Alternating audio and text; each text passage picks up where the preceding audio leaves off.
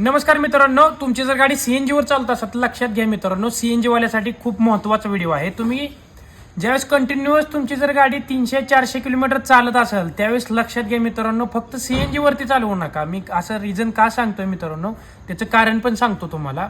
CNG gas हा कोरडा असतो आणि पेट्रोल गॅसमध्ये थोडासा वल्लावा असतो मित्रांनो, म्हणजे त्याच्यामध्ये ल्युब्रिकेशन असतं।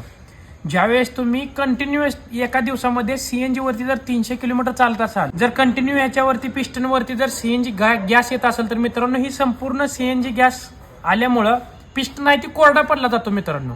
आणि ह्याच्या साईडला पण लोखंड असतं आणि ही लोखंड लक्षात घ्या मित्रांनो, ती काय होतं, ह्याच्याला लुब्रिकेशन न भेटल्यामुळं, ह्याच्यावरती वलावाल न राहिल्यामुळं, सीएनजी गॅस हा कोरडा असल्यामुळं काय होतं, पिस्टन लवकर खराब होतो मित्रांनो। साईडचा वाल आहे ना, ती लवकर खराब होतो मित्रांनो, लवकर झिजला जातो।